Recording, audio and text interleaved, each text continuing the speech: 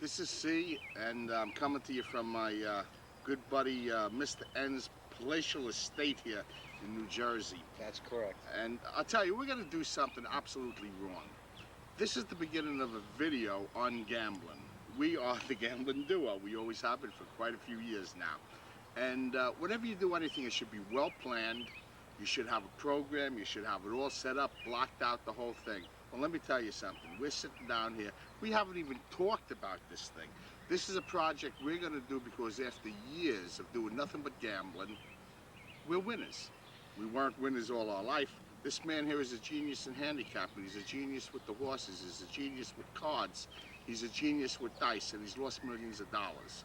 Up until a couple of years ago, when finally, well, I've been putting something together all my life. We kind of have a different approach. I realized one thing, though.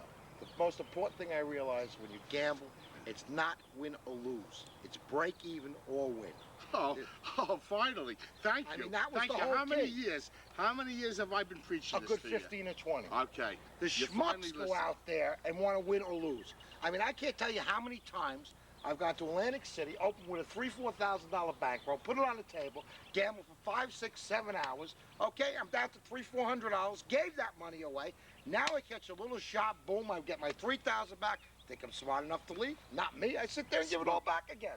I want to die on a crap table. But I've changed my ways thanks to you. Okay, let me tell you a little story. This is just to set up what this man is all about. This goes back quite a few years ago. Well, we've been together. We'll tell you how we met in a little bit, but we've been together since our late teens. Well, we hadn't been seeing each other for a year or two. I got married, this happened, the other thing happened, whatever. Big mistake. And he moved to Jersey and opened up a very successful business out there. We were in Brooklyn. One day he calls me up, he goes, "See, listen, I want to go to Aqueduct. I'm in a jam." You remember, right? Very, very well. Okay, I'm in a jam. This is a Saturday afternoon. He goes, "I have to meet payroll, plus the Shylocks are on my ass.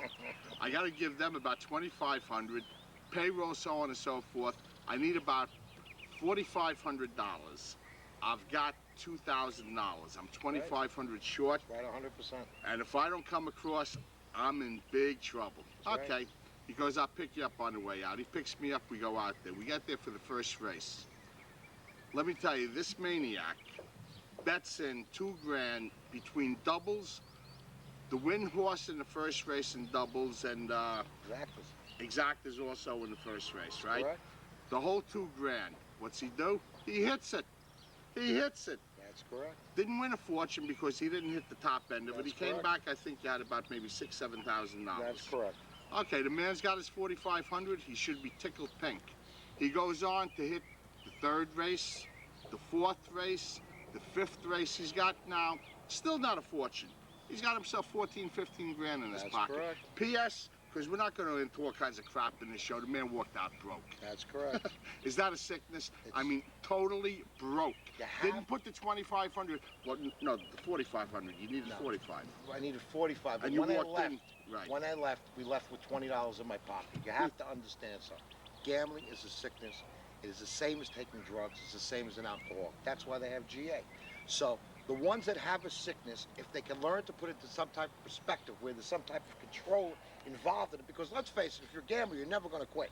No more, all the bullshit in the world is not going to stop you from quitting. Well, not and you. I don't, not me and everybody else. I've always been able to quit. Well, Not that I've always been a winner, listen. but I never had the sickness that you had. But if you had access to You- doing things, you were you'd a be sick in the human There's being. No, I'm still You were sick. totally sick. I'm still sick. GA's full of them.